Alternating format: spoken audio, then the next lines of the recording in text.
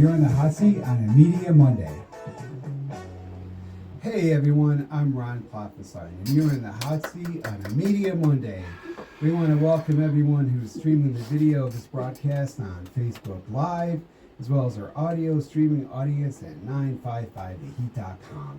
And those of you who are listening to our broadcast right here on 95.5 FM The Heat. Tonight, we'll be hanging with two of my former students, Madison Krupa and Diva Nae Brown. They're with Whitesboro Varsity Cheer. Also, documentarian Jacob Lasher is here. He's just launched a new documentary series called The Other Side on YouTube. And concert promoter Utica D.I.Y shows here to tell us about a toy drive he's doing with our friends at ICANN. Well, first, one of my favorite places on the Utica University campus is the sensory room. Photojournalist and AI content producer Jim Hale and I were there last week, and we have this report. I'm Ron Klopfanstein in the coolest spot at Utica University, the sensory room.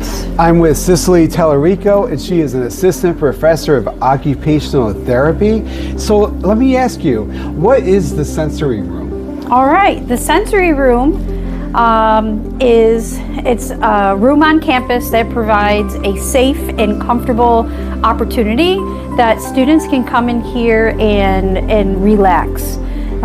You know, our students, this is the anxious generation. Yeah, right. And helping them find ways to de-stress, to cope.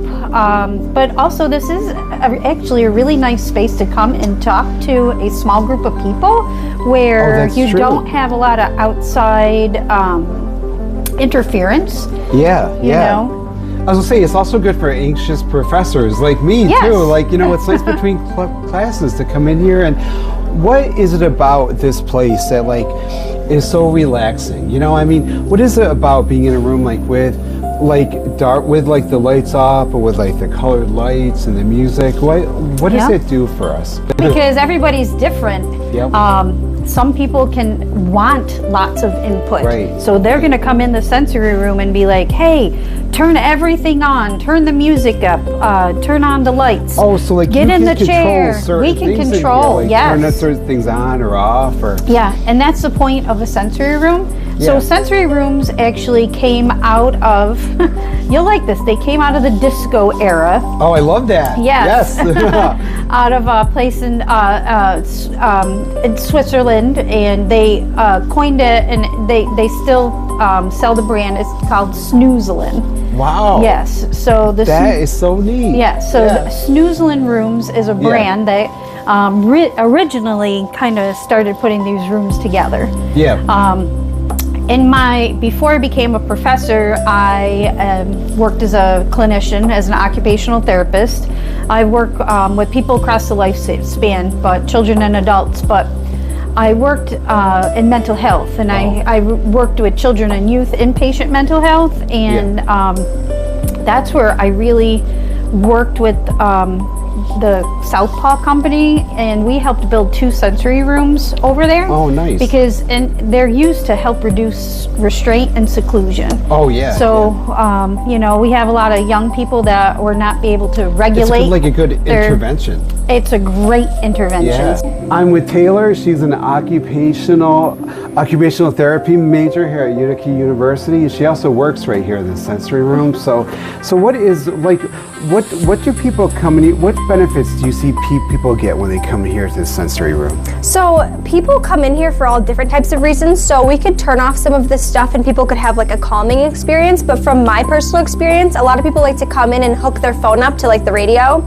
and they can play whatever music they want, they can turn it up. So it's mostly like excitatory stimuli. So I think it's really cool. It's kind of just like lets people unwind from the day, and they can kind of, it's like their own space to do what they want. Now, had you heard of sensory rooms before you came here to Utica University? What did you think of this place when you first saw it? I thought it was the coolest thing ever. That's actually what I thought too. Yeah. No, I'm so happy that you stopped in one day too. I brought my class here too. Yeah, it was awesome. You guys got to see this place. That was an awesome experience too, and actually that made me extremely happy because people don't know that this is open for everyone. Right. So I think the fact that it's getting out there and more people are finding out about it is phenomenal because this could benefit every population. If you were to introduce the sensory room to a patient or to a student or to someone in the profession, how would you describe it? Like if you told somebody like, I want you to come in here and try this out, like what would you say this is for? Okay. Well, I would say, hey, have you ever been to that?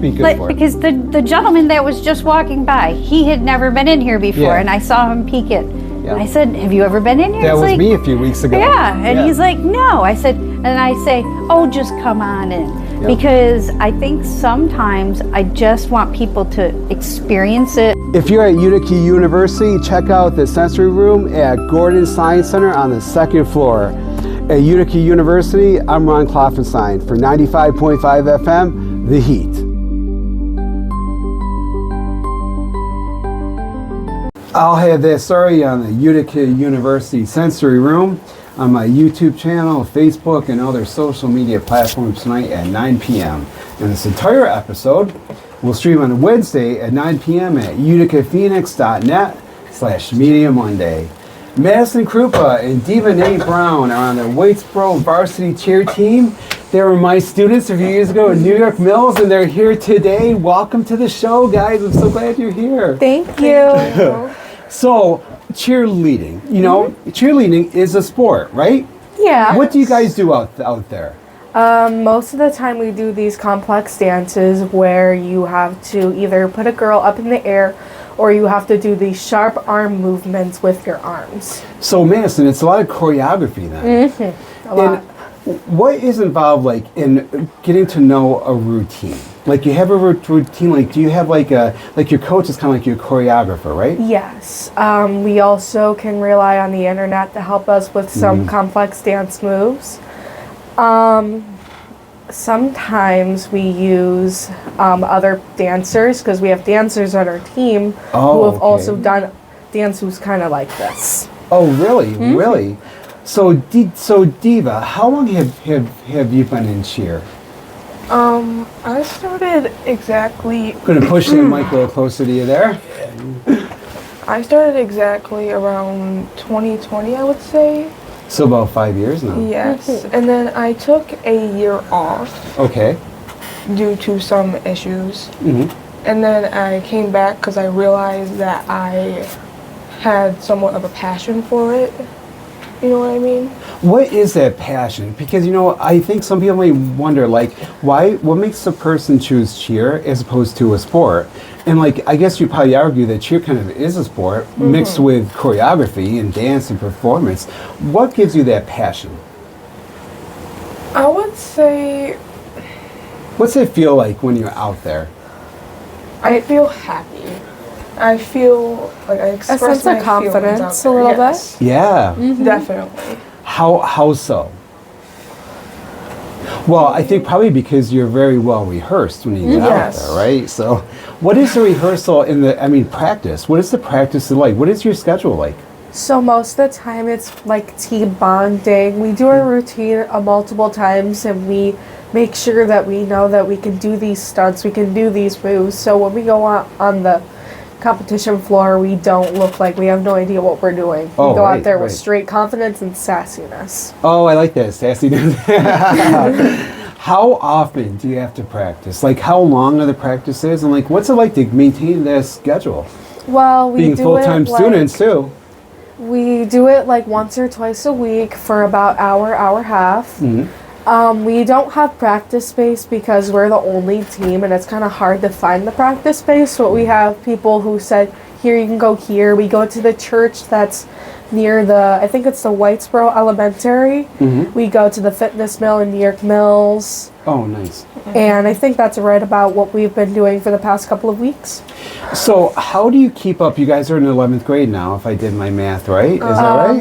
10th grade. Okay, so I didn't do my math right. So how are you guys keeping up with, like, your full-time work, school schedule?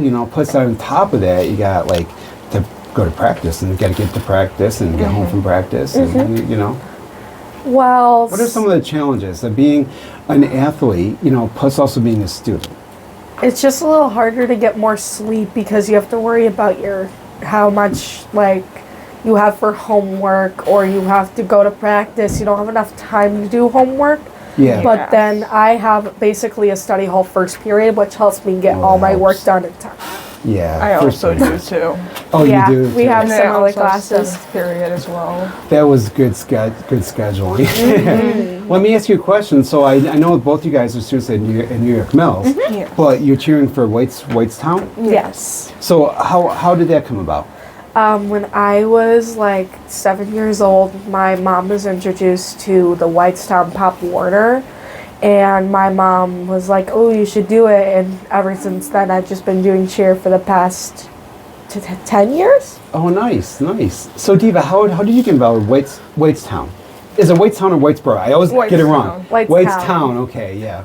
It's funny because like growing up around here, like we always refer to it as Whitesboro, but like actually it is Whitestown, you know. Yes. So how did you come to be a cheerleader for Whitestown, like instead of New York Mills? Does New York Mills have a team, a cheerleading squad, or? Yes. It does, but you have to be a little more athletic. Oh, so you're just say. like on a different one then? And New York Yeah. Mills doesn't do competition, it's only sideline cheer. Oh, so now the competition thing, that's like a big thing now because you guys are Yes. raising money to go on a trip. Lots of money. Can you tell us Yes. about that? Well, it does take a lot of money. We got a lot of sponsors. What's the trip? The trip is to North Carolina. This To- is the first time do in what? history to go and Oh my gosh. show off our competition. Wow. We don't know how many people we're going up against yet. Yeah, yeah. But last time we went, we only went against, I think, 5 people. yeah. 5 other schools, Five, like, yeah, yeah. yeah. So what can people do to help? Do you guys have like events coming up? I know you guys are on Yes. Facebook. We We can do. donate money. They can like sponsor a day and like give that much money and We stuff. have a cans and bottles fundraiser. Oh, good. Anyone can come and give any bag of that they have of cans and bottles to help support us. That's an easy way to help out because we all got like Yeah. a big returnables around the house, and you know, if people have them, where can they come to bring those? It is at the middle school right near Kenny Drugs and So Waitsboro Middle School. Yeah. Yep. So we own like across from Waitstown Shopping Center and Yes. stuff. And so like, what time is this? Is it I Saturday? think this is on the 22nd of November. Yep. I don't know exactly what time it is, but it's all over Facebook. I Yeah. bet you'll find it.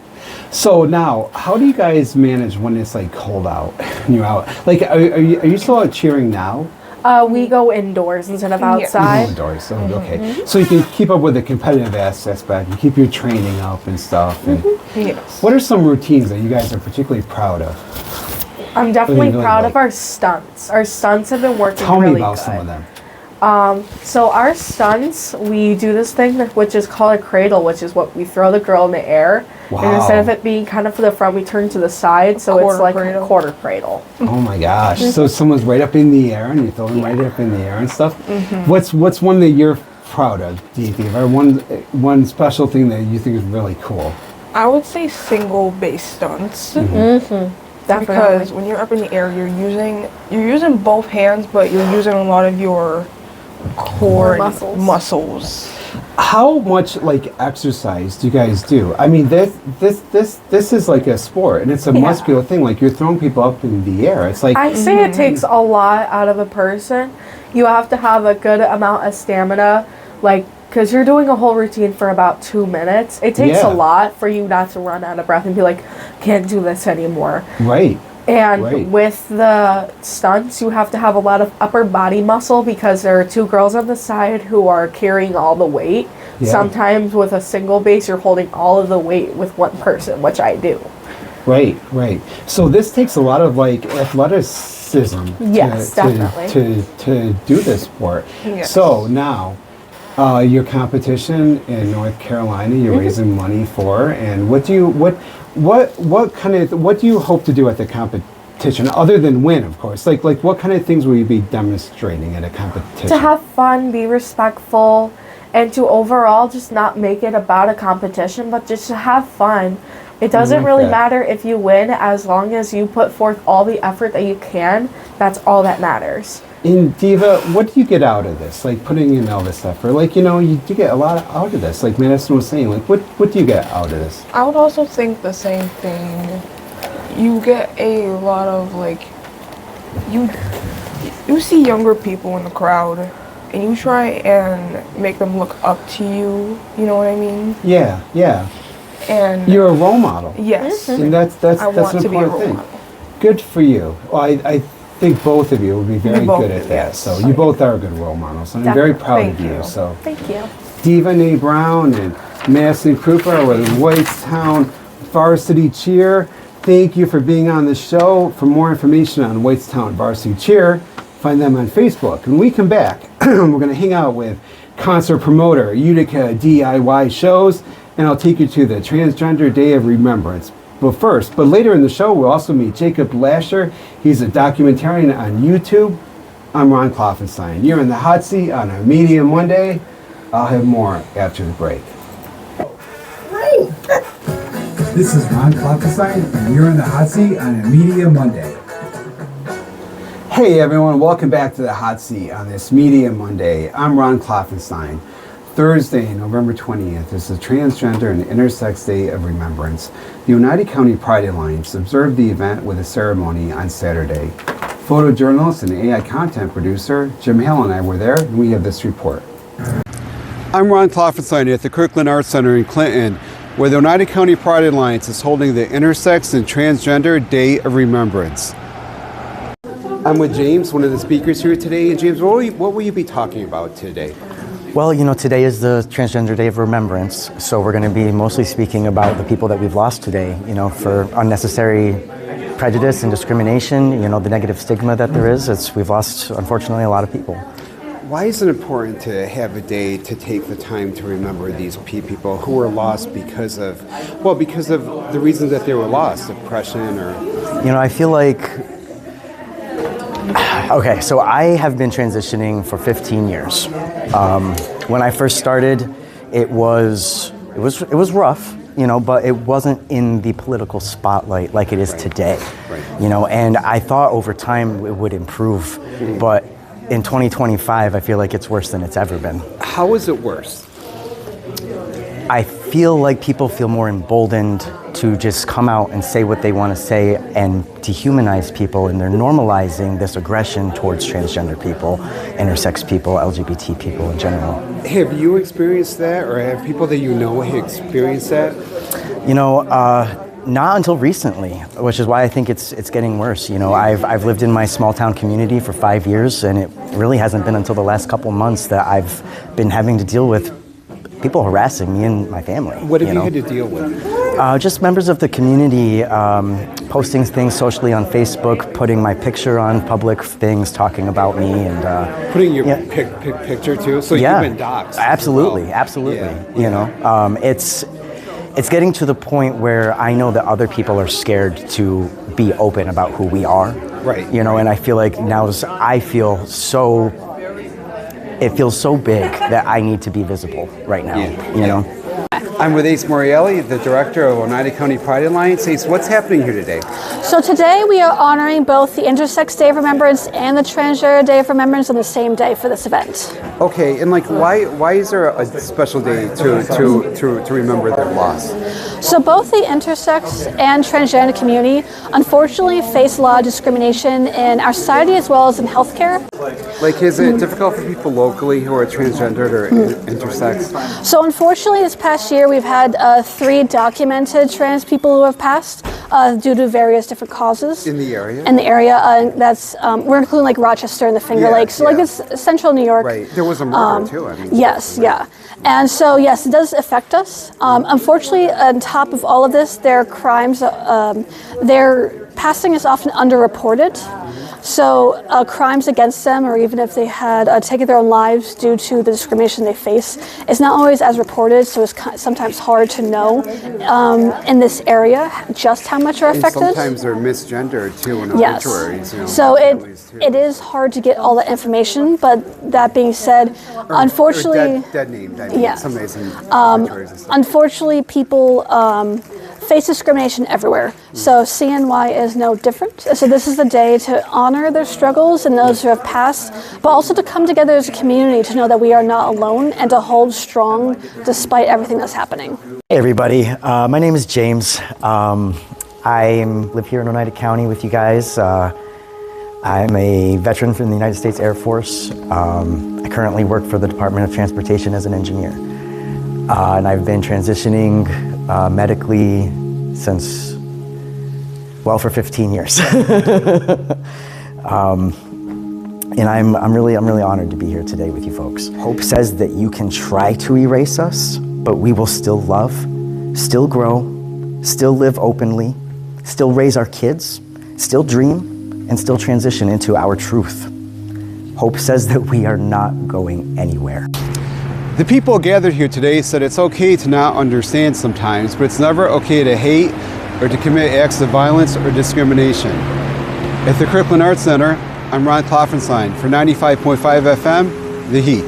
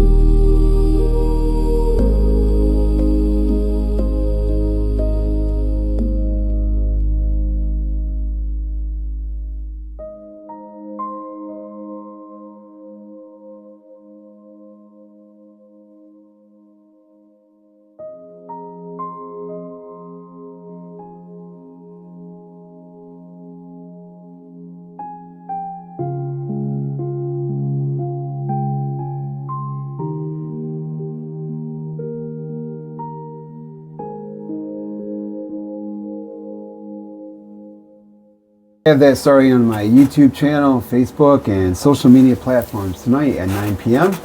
And the entire episode will stream, actually that'll be on tomorrow at 9 p.m. And the entire episode will stream Wednesday at 9 p.m. at uticaphoenix.net/Media Monday. Jeff from DIY Shows is teaming up with ICANN for a special Christmas toy drive concert on December 5th.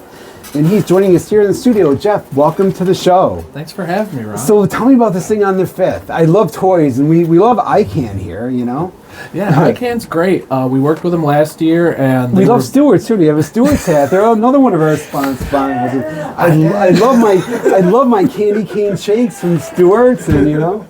I love when people ask, oh, do you work at Stewart's? I'm like, no, I just rep my set. I actually love was wondering Stewart's. that, They're great. They got great ice cream. They got vegan Stewart's. options. Oh my God, I know. It's Yes, so good. yes. I'm not vegan, but Okay, if you buy it, they're like, people want this. Yes, right. So the toy drive, it's on December 5th. It's at the Nice. Uptown Theater. Yeah. And it's a concert. Right? Yeah. We got 4 acts playing.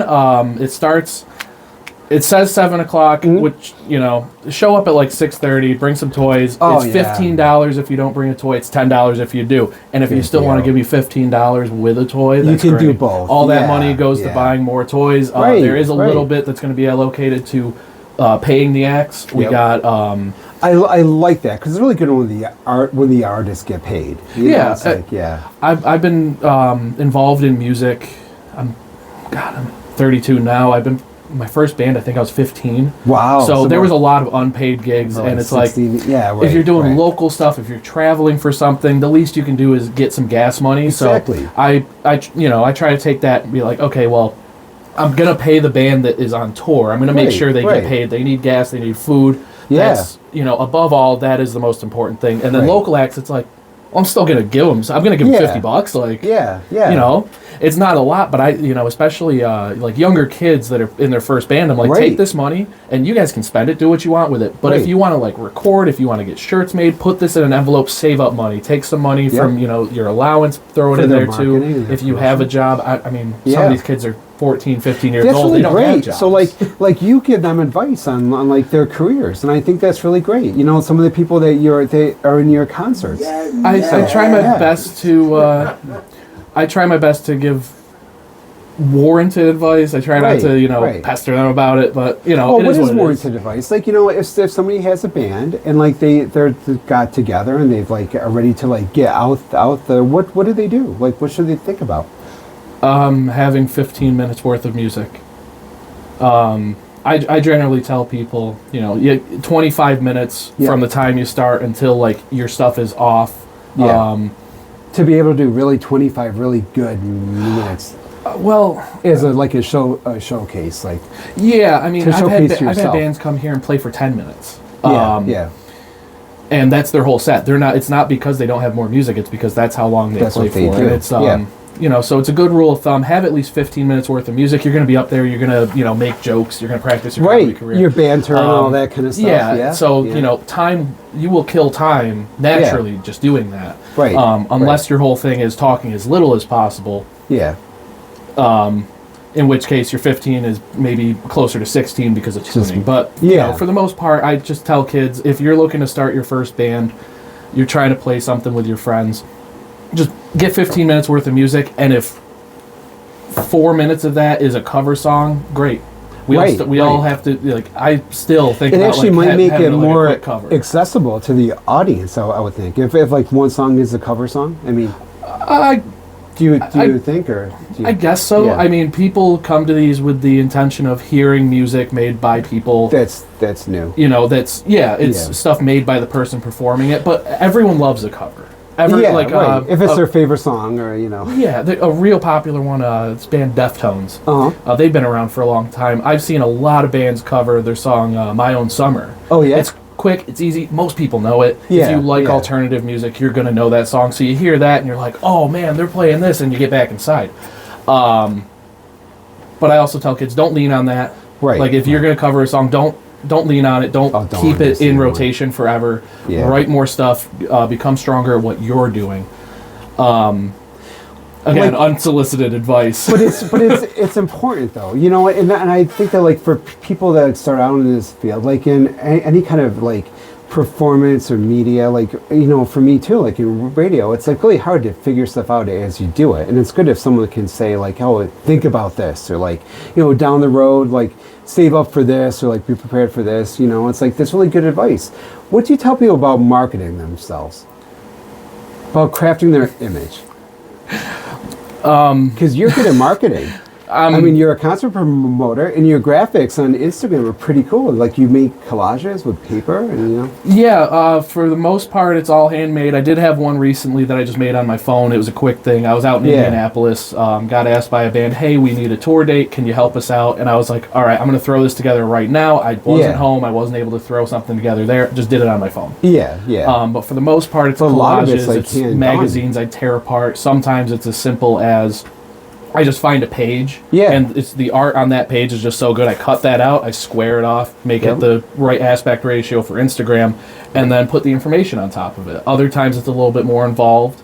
It appeals to me because your work, like your graphic work, because it reminds me of zines in the 90s. In the 90s, zines were a big thing, like where like we would... I should have brought the zine I made. I love zines. Oh my gosh, we're going to have you back on the show. I'm a huge zine fan. I'm looking for someone who did a zine to be on my... I love zines. So tell people what zines are.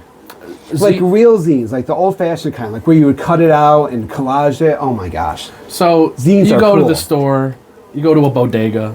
Yeah, you go to Stewart's, and used you can to be buy a newsstand, in the old days. You can buy Us Weekly, exactly, the National Enquirer, whatever you want. This guy gets it. Yeah. So imagine that, except it's made with almost no money. Right.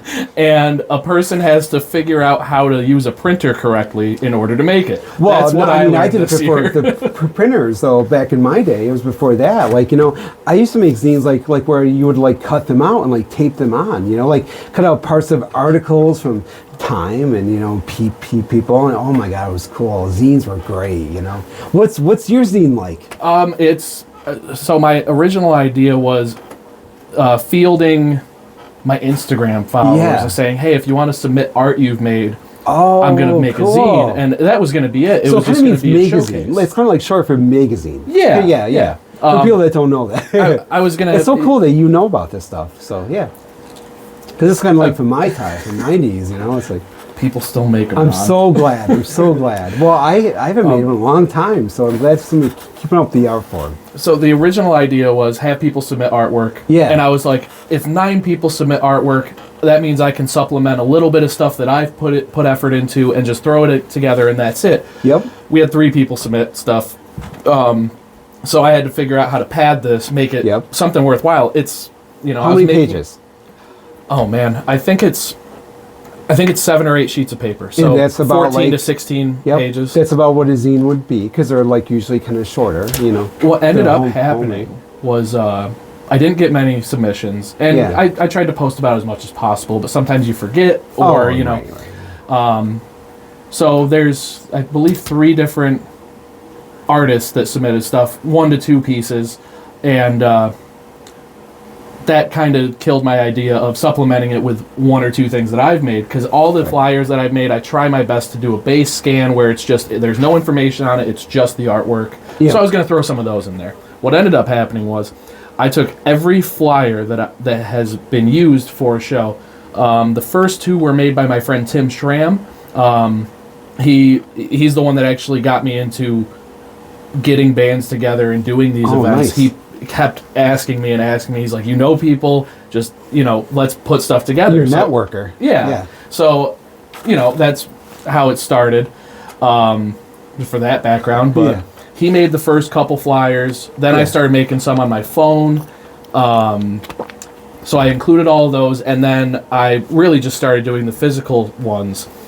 And it goes from, I think the first show was July of 2023. And the last one in the zine is May of this year. That was my birthday show. It was the first show that these teenagers in a band called Vera Van played. Yeah, I'm trying to get them on the show. Yeah, Matt. You gotta be on the show soon. You should. They're great kids. I don't know if...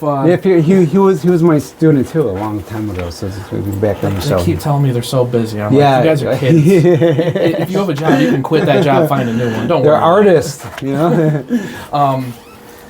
I guess we got kind of off track about the so what were we talking about? Your zine and stuff, I'll bring you a copy. I got a couple rolling around my house. To talk about the zine, So, but it's great that like you have a passion for like producing, because that's what I like. Because that's what I do with the show, a producer. Like, what makes you want to promote a concert, to put a concert together?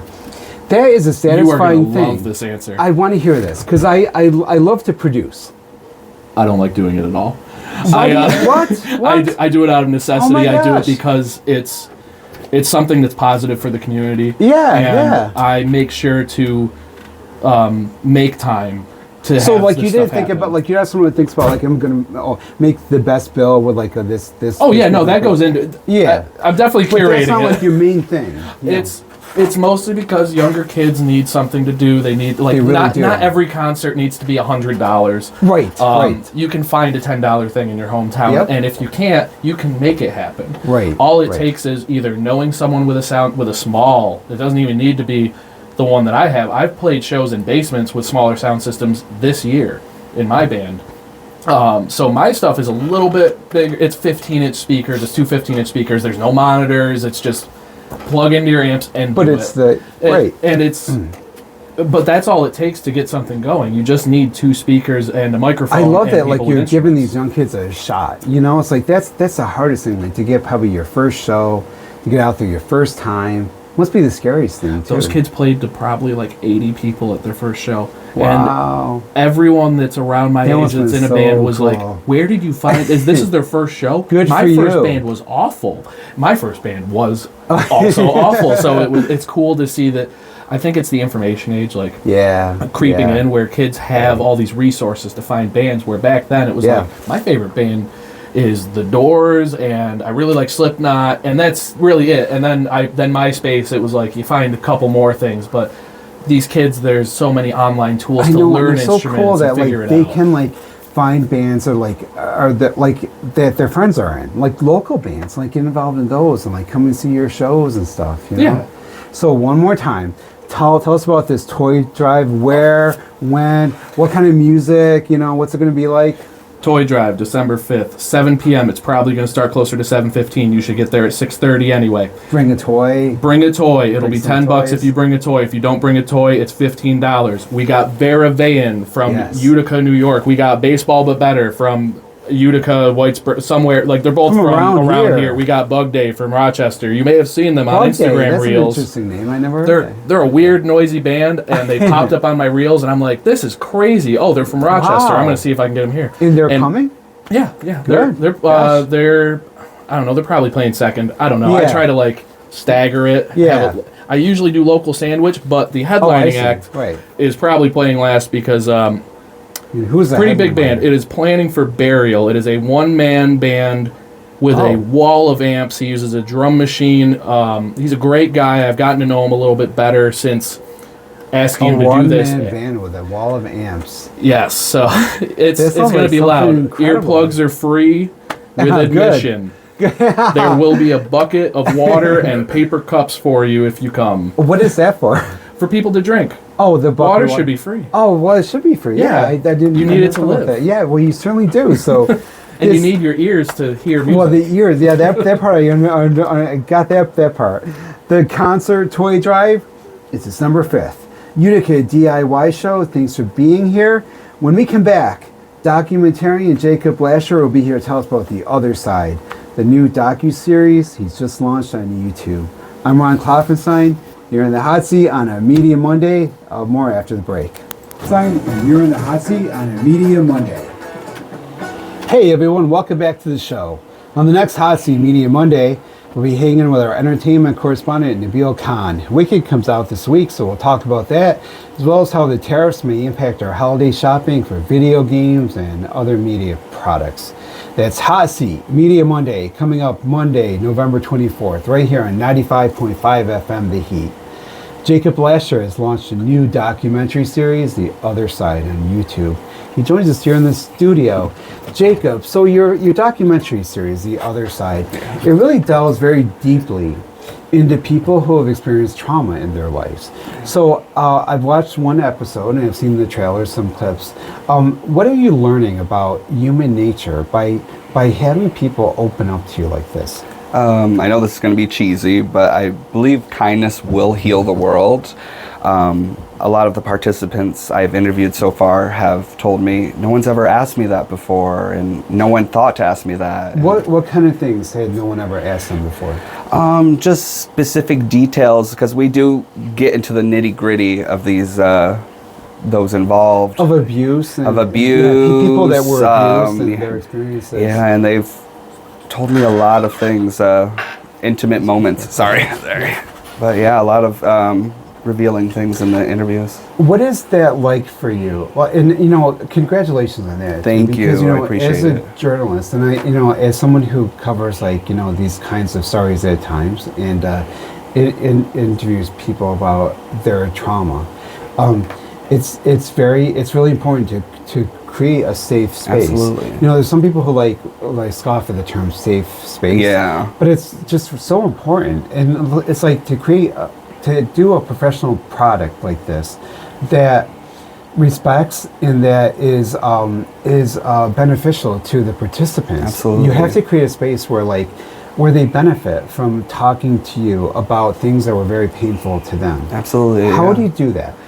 So the tagline for the series is "Stories Told with Care," because I'm not here to exploit people. You know, it's about making sure they are comfortable. I send the questions beforehand so they can give me the thumbs up, because there are some intimate moments in there, some very heavy, you know, questions. So I want to make sure they are comfortable when talking to me, because I'm interviewing strangers a lot of the time, and so it's just, how do you edge your way in? It's such a seesaw of trying to trust, you know, tell the stories with integrity. How do you come up with the questions? Like, you know, if you're going to interview somebody, and the interviews are at length too, for such an extended amount of time, about the abuse that they suffered, abuse that they saw, how they were impacted, how they were hurt by it.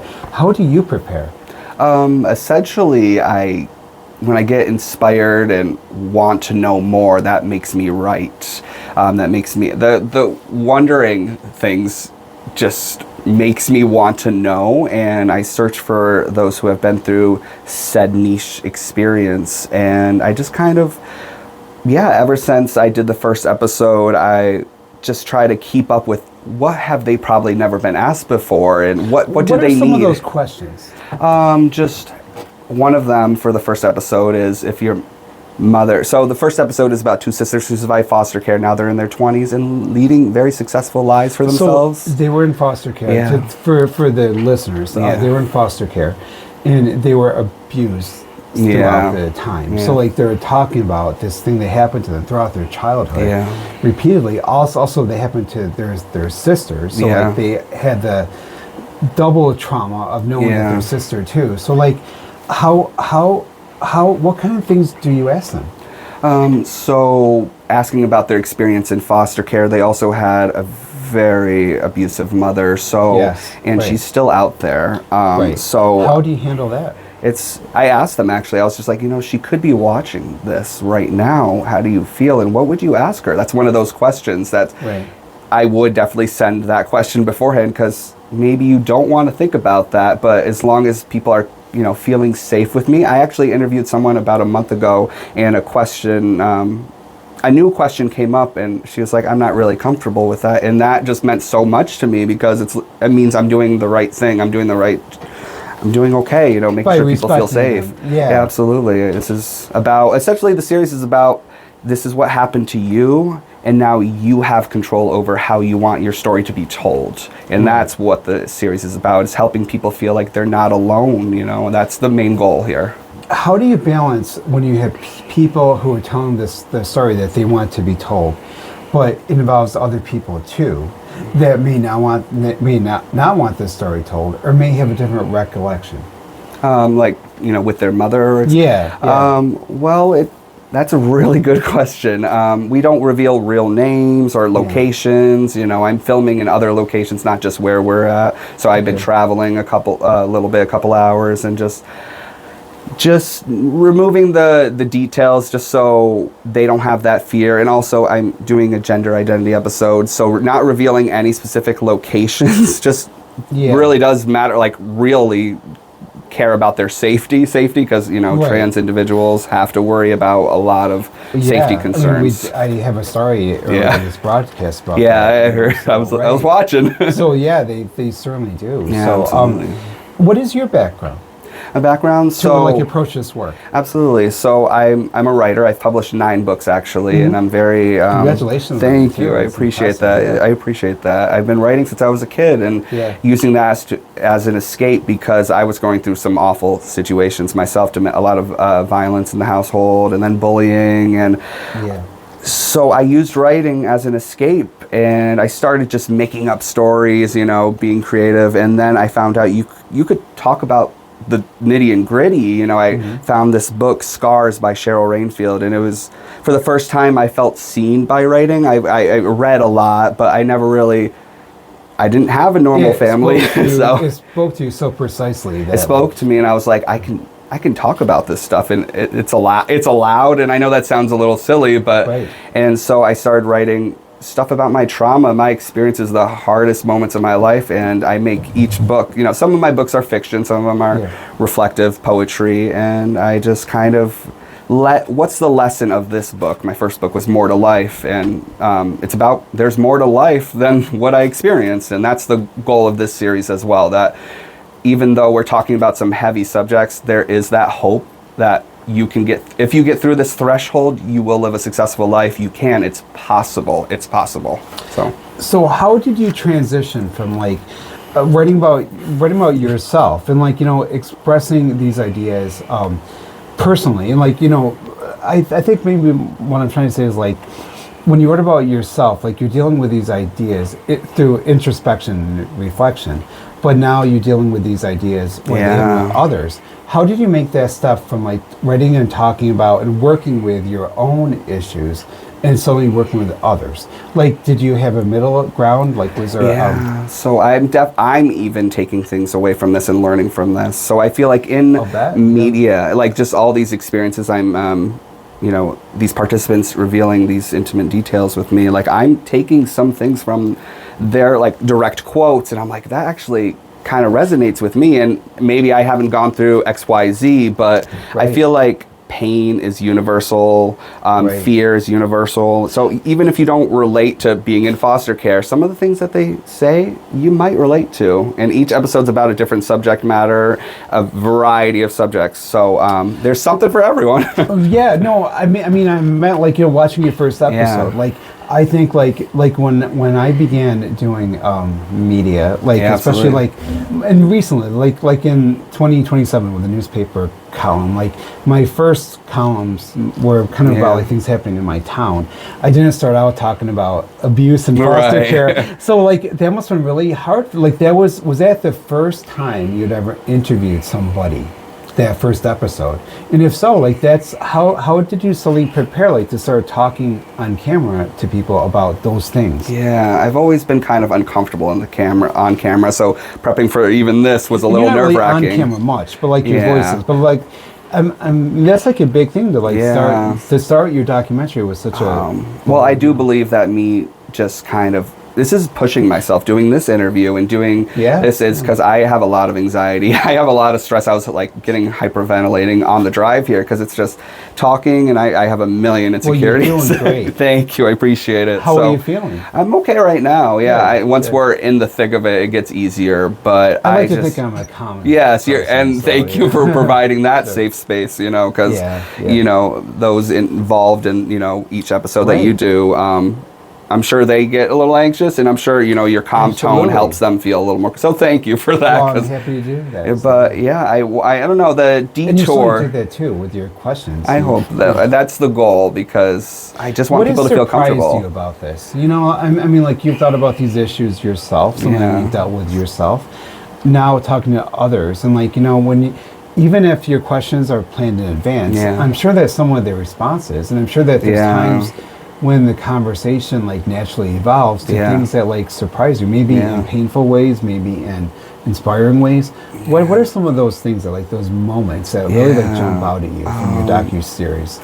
I think, so definitely when developing these questions, they can, upon natural conversation, something can veer right or left, and that's when definitely tell me if I'm stepping on a toe here, you know, so that... Or just times like where, you know, like where it's surprising in a good way, like where something was revealed that really gives insight. Yeah, so I think in the first episode, Lindsay, she's one of the sisters, she said that, and this just kind of veered right off, she said that all her life she was waiting for people to choose her, and she didn't choose herself, and it took a long time for her to do that, and that, you know, that wasn't in my questions, but it's something that I didn't choose myself either for many years. I was looking for love in many other places, but not within myself. So yeah, I think a lot of people can relate to that. You know, as a gay man, I can relate to something like that too. Totally. How did you respond to her saying that? I just, with care, like I know that's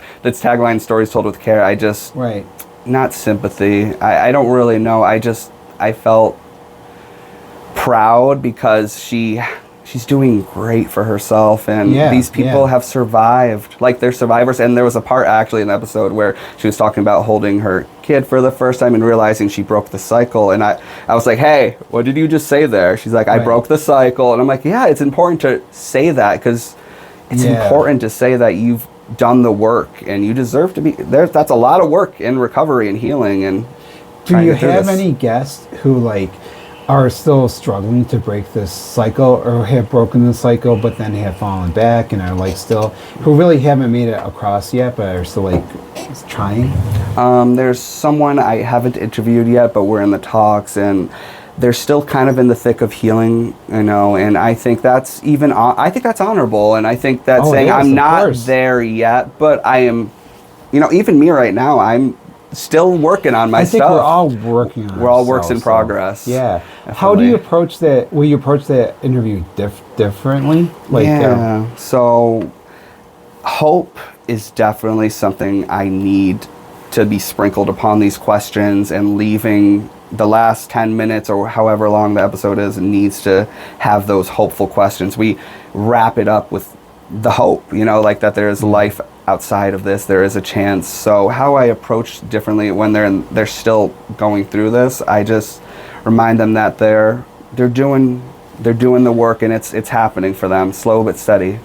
So is that how you think people can keep hope during like prolonged periods of things not looking too hopeful? Yeah, I think even growing up, for me, I looked to media, I looked to books and music to... So did I. Yeah, to find something within myself. And like I said with that book, like it was like a mirror image. And how we respond to media is a reflection of things that we've been through. And this is just another platform to get people talking about the logistics of foster care and the flaws. And, you know, maybe you didn't have that, but you had an abusive mother, or maybe you didn't, you're thinking of your sister or your cousin or your coworker, and you're like, I get them now. That's what I definitely want for the gender identity episode, is a voice to give people on the cusp of understanding, and then they're pushed to that, you know, I get it now. I get it now. It would be the best feeling ever. The best response. Yeah, I get it. I understand. I can understand saying that.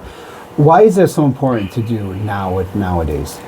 I think feeling like you're the only one in the world is definitely the worst feeling. Feeling like it's just you, and we all who are recovering feel like it's just them. No one else could possibly understand. And putting this stuff out there, the variety of subjects we will cover in the series is so important, because there is something for everyone, and it's important to raise awareness on these niche subjects that maybe some people don't want to talk about.